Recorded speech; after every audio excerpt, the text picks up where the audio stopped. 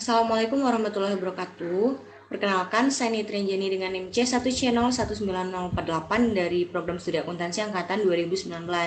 Di video kali ini saya akan memaparkan salah satu materi dari mata kuliah Akuntansi Syariah yang diampu oleh Bapak Wirmi Eka Putra dengan judul materi Sistem Keuangan Syariah. Baiklah, untuk topik yang pertama yaitu mengenai konsep memelihara harta kekayaan. Harta dalam Islam pada hakikatnya adalah amanah atau titipan dari Allah Subhanahu wa taala.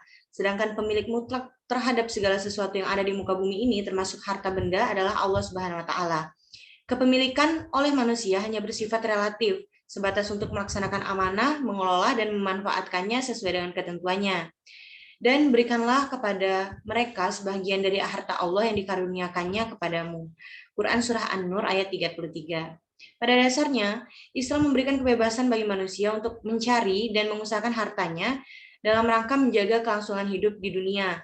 Kebebasan yang diberikan Islam tentu saja tidak bebas nilai. Seorang muslim dituntut harus mampu membingkai kebebasan yang ia miliki dalam pencarian harta dengan aturan syariah. Misalnya, larangan mendapatkan harta dengan mencuri, menipu, menjual barang haram, dan memakan hasil riba, dan lain sebagainya. Bahasan yang kedua adalah mengenai akad, kontrak, dan transaksi. Jenis akad dalam transaksi syariah, akad dari segi ada atau tidak adanya kompensasi, fikih muamalat membagi lagi akad menjadi dua, yaitu akad tabaru dan akad tijara atau muawadah. Nah, akad tabaru. Tabaru adalah perjanjian yang merupakan transaksi yang tidak ditunjukkan untuk memperoleh laba. Tujuan dari transaksi ini adalah tolong-menolong dalam rangka berbuat kebaikan. Yang artinya,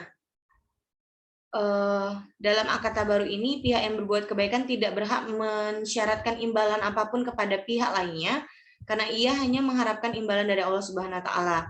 Namun, tidak mengapa jika pihak yang berbuat kebaikan meminta sekedar menutupi biaya yang ditanggungnya untuk melakukan akad tabaru tersebut sepanjang tidak mengambil laba dari akad tersebut. Yang kedua adalah akad tijara.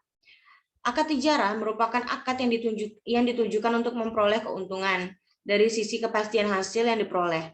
Akad tijara dapat dibagi menjadi dua, yaitu natural and certainty contract dan natural certainty contract.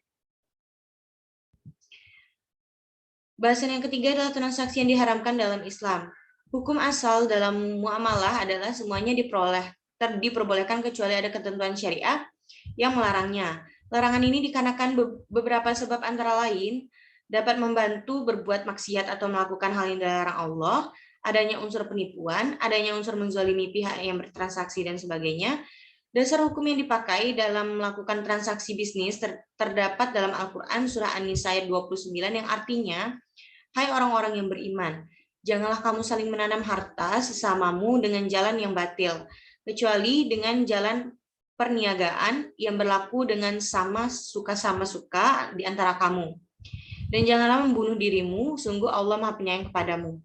Jadi, setiap transaksi bisnis harus didasarkan pada prinsip kerelaan antara kedua belah pihak dan tidak batil, yaitu tidak ada pihak yang menzalimi dan dizalimi. Sehingga, jika ingin memperoleh hasil, harus mau mengeluarkan biaya. Dan jika ingin untung, harus mau menanggung resiko. Bahasan yang selanjutnya adalah riba dan jenis riba. Riba berasal dari bahasa Arab yang berarti tambahan, berkembang, meningkat, dan membesar. Imam Saraki mendefinisikan riba sebagai tambahan yang disyaratkan dalam transaksi bisnis tanpa adanya padanan yang dibenarkan syariah atas penambahan tersebut. Menurut ijma, konsensus para ahli fikih tanpa kecuali bunga tergolong riba karena riba memiliki persamaan makna dan kepentingan dengan bunga. Lebih jauh lagi, lembaga Islam internasional maupun nasional telah memutuskan sejak tahun 1965 bahwa bunga bank atau sejenisnya adalah sama dengan riba dan haram secara syariah. Bahkan MUI atau Majelis Ulama Indonesia telah mengeluarkan fatwa nomor 1 tahun 2004 bahwa bunga yang dikenakan dalam transaksi pinjaman atau utang piutang, baik yang dilakukan oleh lembaga keuangan, individu maupun lainnya, hukumnya adalah haram. Secara garis besar, riba dikelompokkan menjadi dua. Masing-masing adalah riba utang piutang dan riba jual beli. Kelompok pertama terbagi lagi menjadi riba qard dan riba jahiliyah. Adapun kelompok kedua, riba jual beli terbagi menjadi riba fadl dan riba nasi'ah. Topik yang selanjutnya adalah prinsip sistem keuangan syariah. Praktik sistem keuangan syariah telah dilakukan sejak zaman kejayaan Islam, namun seiring melemahnya sistem khalifah pada akhir abad ke-19, dinasti Ottoman memperkenalkan sistem perbankan barat pada dunia Islam. Perkembangan selanjutnya pada akhir 1970-an mulailah berdiri bank yang mengadopsi sistem syariah, kemudian berkembang pesat dan saat ini banyak negara telah melakukan kegiatan perdagangan dan bisnis. Filosofi sistem keuangan bebas bunga tidak hanya melihat interaksi antara faktor produksi dan perilaku ekonomi seperti yang dikenal pada sistem keuangan konvensional, melainkan juga harus menyeimbangkan berbagai unsur etika, moral, sosial, dan dimensi keagamaan untuk meningkatkan pemerataan dan keadilan menuju masyarakat yang sejahtera secara menyeluruh. Melalui sistem kerjasama bagi hasil, maka akan ada pembagian resiko. Resiko yang timbul dalam aktivitas keuangan tidak hanya ditanggung penerima modal atau pengusaha saja, namun juga risiko diterima oleh pemberi modal.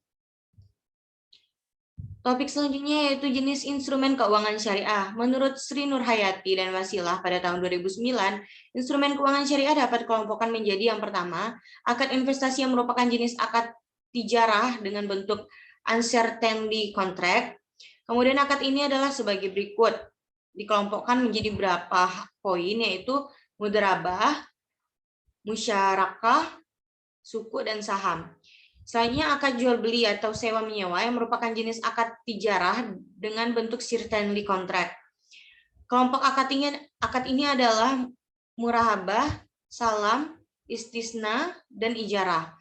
Terakhir adalah akad lainnya. Jenis-jenis akad lainnya adalah sarf, wadiyah, kardul hasan, al-wakalah, kafalah, dan hiwalah. Dari pemaparan tadi dapat disimpulkan bahwa transaksi menurut Islam adalah segala transaksi yang sesuai dengan syarat dan rukun yang telah ditentukan sesuai hukum Islam yang berlaku seperti yang tertuang dalam kitab suci Al-Quran dan hadis. Di dalam sistem transaksi syariah yang paling penting adalah adanya akad yang sesuai dengan syariat Islam. Dengan adanya akad tersebut, maka transaksi yang dilakukan tidak dibenarkan mengandung hal-hal yang dilarang oleh Islam.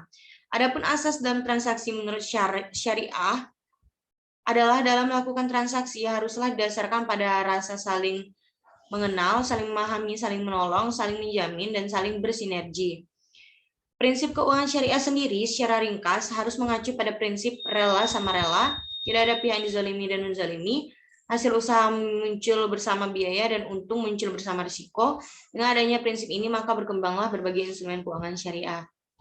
Demikianlah pemaparan dari saya mengenai materi kali ini. Semoga bermanfaat. Saya akhiri dengan wabillahi taufiq wal hidayah. Wassalamualaikum warahmatullahi wabarakatuh.